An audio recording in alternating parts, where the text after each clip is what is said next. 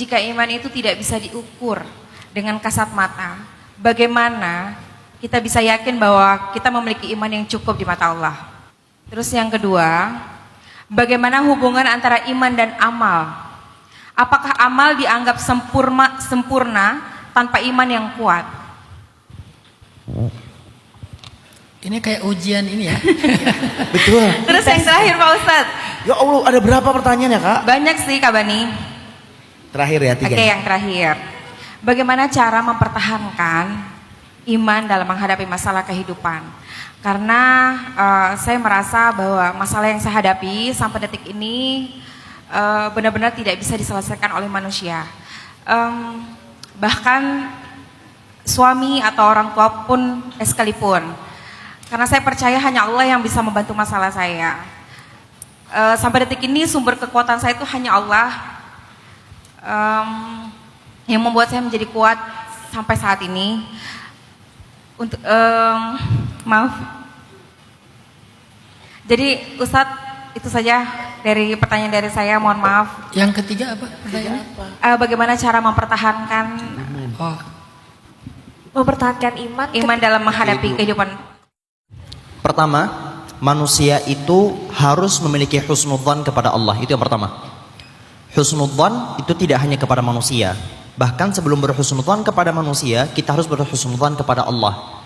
Bentuk husnudzan kepada Allah itu seperti apa? Dengan meyakini bahwa Allah itu tidak akan mungkin membuat kita celaka, tidak akan mungkin memberikan sesuatu yang tidak baik kepada kita.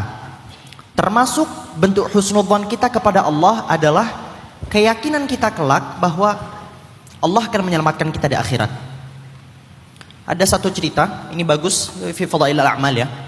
Diceritakan ada satu hamba itu setelah pertimbangan amalnya itu kurang banget, kurang. Akhirnya berdasarkan pertimbangan amal, harusnya dia dimasukkan ke dalam neraka, ya kan?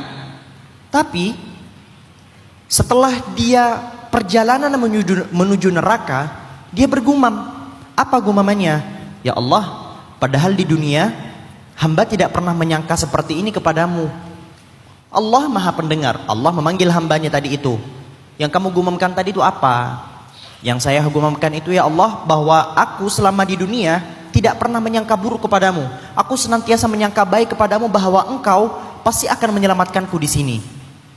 Allah kemudian berfirman, aku tidak ingin mengecewakan hambaku yang sudah berprasangka baik kepadaku. Kalau pakai formalitas timbangan, harusnya dia sudah masuk neraka kan? Tapi karena bentuk husnudzonnya dia kepada Allah, bentuk prasangka baiknya dia kepada Allah, akhirnya dia dimasukkan ke dalam surga. Jadi hadirnya husnudzon itu harus didahulukan dari apapun. Kalau ditanya, nah itu bab pertama. Tapi husnudzon tadi itu harus diseimbangkan dengan apa? Diseimbangkan dengan senantiasa merasa diri kita itu kurang. Merasa kurang ibadah, biar kita terus beribadah. Jangan merasa cukup. Bahaya kalau misalnya kita merasa cukup. Udahlah, aku sudah cukup istighfarnya, gak perlu istighfar lagi. Sudahlah, aku cukuplah sholat sunnahnya. Aku sudah sholat sunnah tahajud selama 1 tahun. Tahun kedua gak usah tahajudan lagi lah. Gak ada.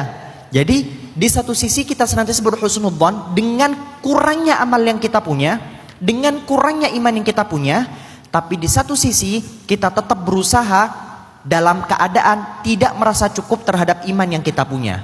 Jadi iman harus senantiasa di-upgrade. Yang ketiga itu, yang kedua, yang kedua bahwa iman itu bisa disebut beriman ketika telah melakukan 3 perkara. Apa? Dibuktikan dengan keyakinan.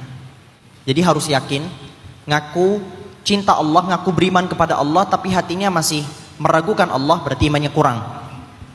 Lalu dibuktikan dengan perbuatan. Perbuatan dengan cara apa? Dengan cara sholat, dengan cara berbuat baik kepada orang, dengan cara semuanya lah.